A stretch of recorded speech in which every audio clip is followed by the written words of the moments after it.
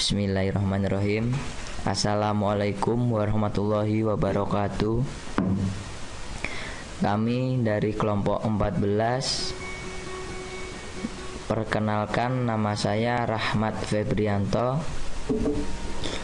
Nama saya Syafiul Anwar. Dan nama saya Masyar Hilmi.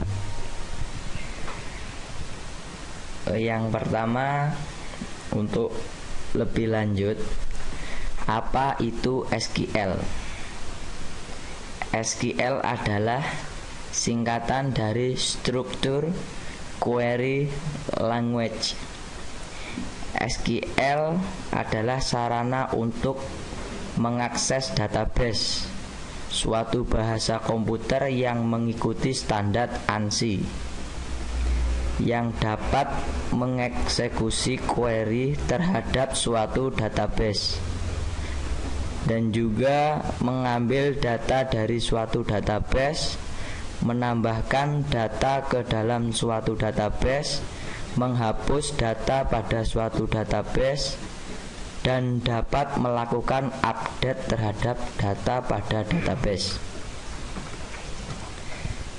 SQL merupakan suatu bahasa komputer yang mengikuti standar ANSI, American National Standard Institute, yaitu sebuah bahasa standar yang digunakan untuk mengakses dan melakukan manipulasi suatu sistem database.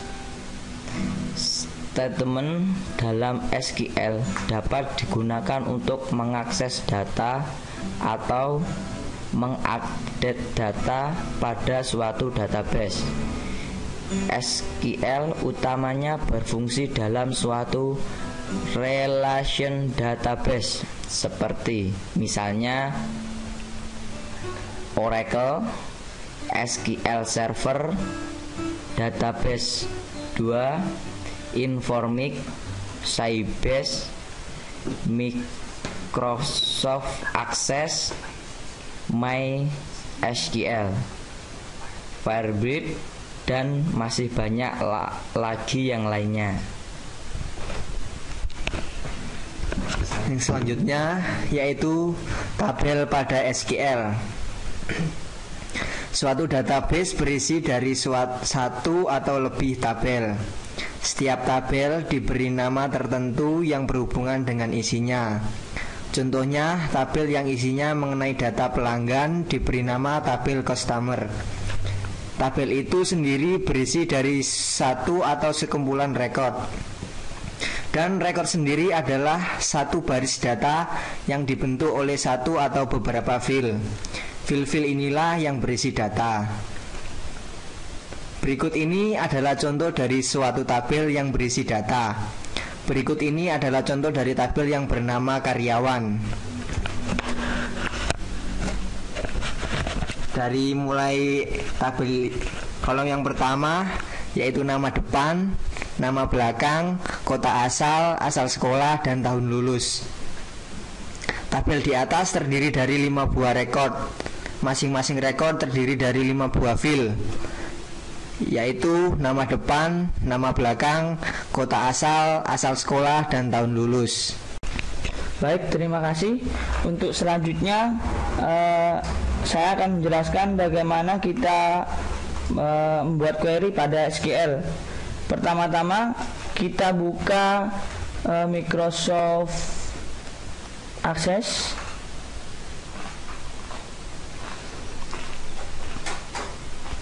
Maka akan muncul jendela Microsoft Access untuk start awalnya. Kita ambil sebuah data yang telah kita buat, misalkan yang sudah kita buat ini berjudul kelompokku, kita klik di sini, maka kita akan tampil ke sebuah jendela baru yang akan menampilkan sebuah data yang kita ambil tadi. Pada tabel yang telah kita buat dengan nama karyawan, kita klik 2 kali. Nah, di sini akan muncul tabel yang telah kita buat tadi. Memang kurang cocok Soalnya yang tabel yang kita buat ini tidak berhubungan dengan karyawan. Tapi nggak apa-apa, namanya juga belajar. Oh maaf. Sebuah data sudah kita ambil ya. Tabel yang bernama karyawan ini terdiri dari 5 rekod ya. 1, 2, 3, 4, 5. Dan juga terdiri dari 5 file, yaitu nama depan, nama belakang, kota asal, asal sekolah, tahun lulus.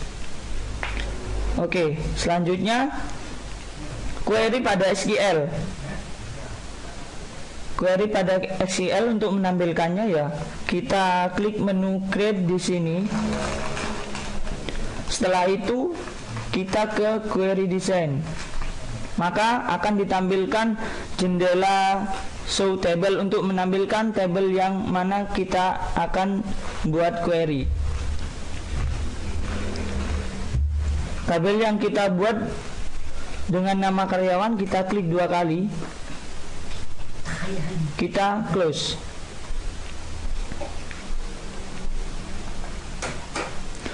Untuk membuka fungsi query pada tabel yang telah kita buat, maka pada tab query 1 kita klik kanan.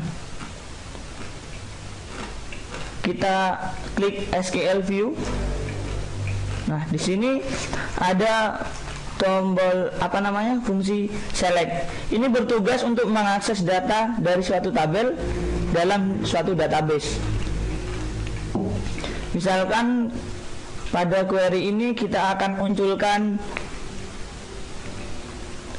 munculkan nama depan dari tabel karyawan ini dengan rumus karyawan. Berhubung tabel yang kita buat dengan nama karyawan, titik kurung buka nama depan kurung tutup. Setelah itu kita jalankan, kita klik run. Maka yang muncul di sini adalah satu file nama depan saja. Jika kita mau memunculkan lebih dari satu ini, tergantung kita maunya yang mana. Kita bisa mengklik kanan SQL view. Mungkin kita akan menambahkan jangan lupa untuk yang kedua ini kita klik koma dulu, spasi, karyawan, titik kurung buka, kota asal, misalkan kurung tutup. Kita klik run. Maka yang akan muncul di sini nama depan dan kota asal. Dari yang dari rumus yang kita masukkan nama depan dan kota asal.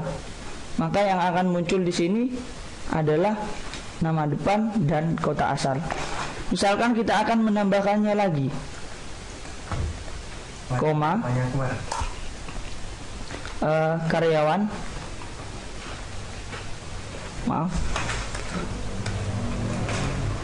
karyawan terus ya,